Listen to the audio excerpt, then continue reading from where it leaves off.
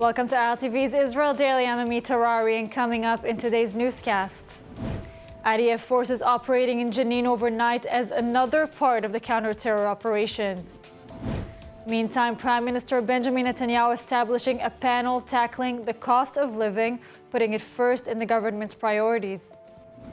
And later, President Erdogan claiming victory in the Turkish elections, entering office for the next 5 years.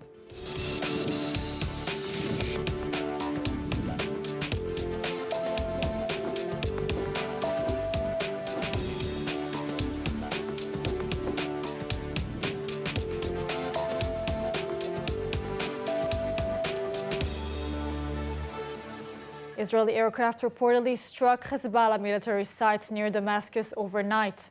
According to opposition groups, the plane struck an air defense base that houses Hezbollah operatives near the international airport in the Syrian capital. This was the first reported Israeli strike in Syria in 3 weeks and the first in Syria's readmission to the Arab League. The strike reportedly came in 2 waves from the direction of the Golan Heights. The Israeli military does not comment on specific strikes in Syria. Israel has confirmed that the IDF has conducted hundreds of sorties attacking arms shipments believed to be bound for those groups, chief among them Lebanon's Hezbollah and Iranian proxy.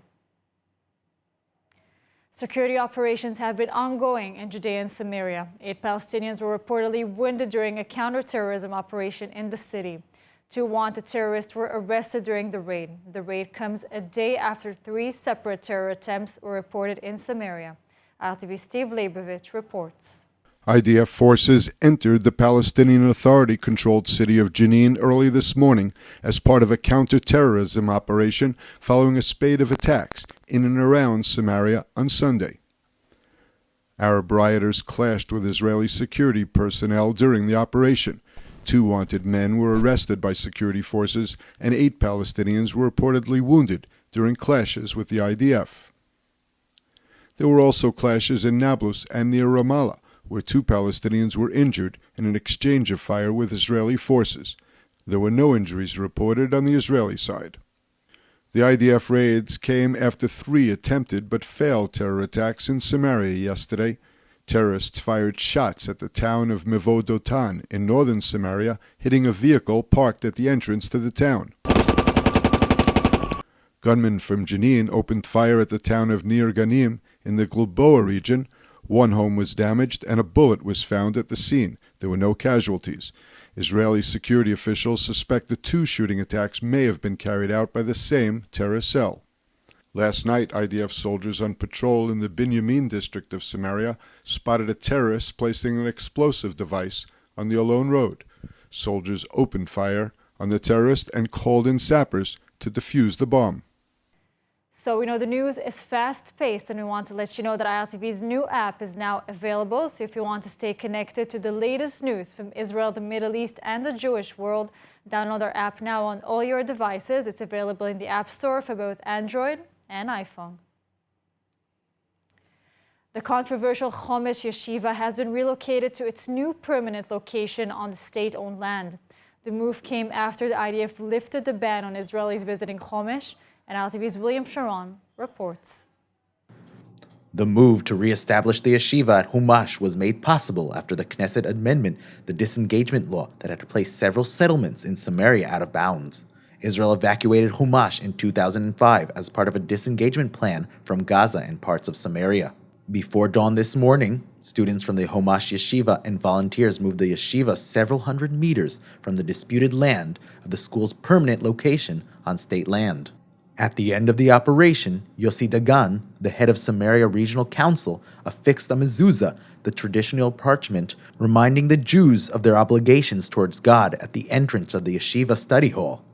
Dagan called it an historic moment towards rectifying the terrible injustice of the expulsion of Jews from Samaria.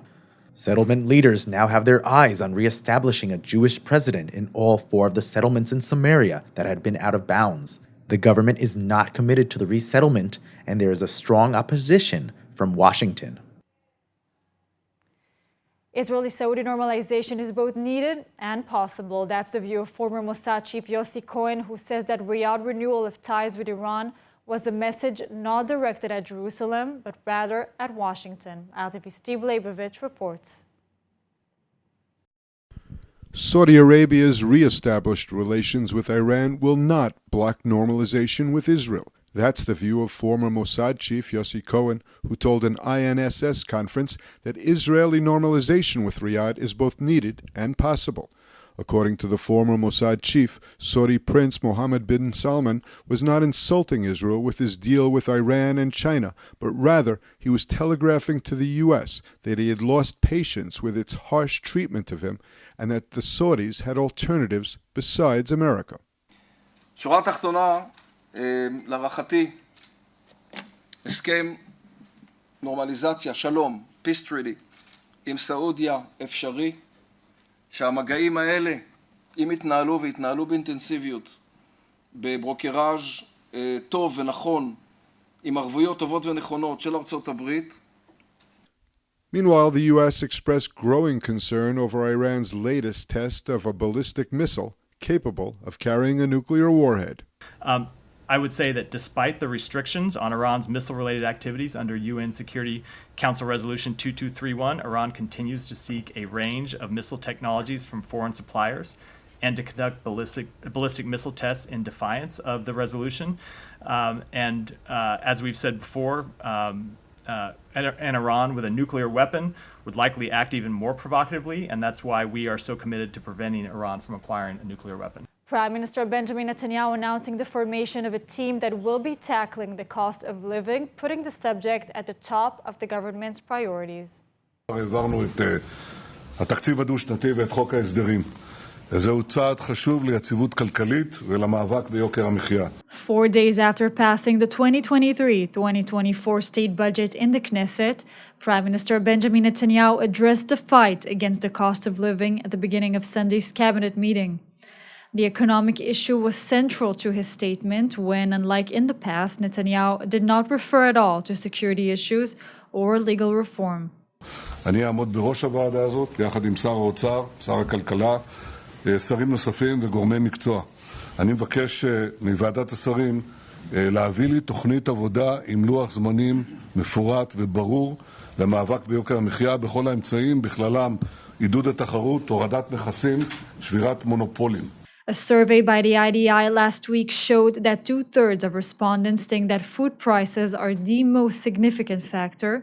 Around half blame housing costs and 29% indirect taxation. The majority of the public believes that the high cost of living is to blame the government's lack of action. Only 27% blame the large monopolies, and 3 to 4% attribute responsibility to local manufacturers, importers, or supermarket chains. המלחמה ביוקר המחיה נמצאת בראש סדר העדיפות הלאומית של הממשלה שלנו, ואנחנו נפעל בנחישות ובעוצמה כדי להוריד מחירים בכל התחומים. ואני משוכנע שבעבודה משותפת, עם התקציב שהעברנו, עם הרפורמות בחוק ההסדרים, אנחנו נצליח לבלום את יוקר המחיה ולסייע לכל אזרחי ישראל. And joining us now with more on the cost of living and the latest panel established is economic expert Dr. Alex Coleman. Alex, let me get this straight. Netanyahu and the government's plan to fight inflation and the rising cost of living is to form a committee? Yes. Whenever you want to put something to sleep, you always form a committee. Netanyahu is the wizard of forming committees for various issues. If he wants to solve a problem, he takes it upon himself. So when he was Minister of Economics in his first and second and third periods, he took it upon himself and he took the credit for actually doing an excellent job. When he wants to make sure that nothing happens, he forms a committee and lets the committee shame itself.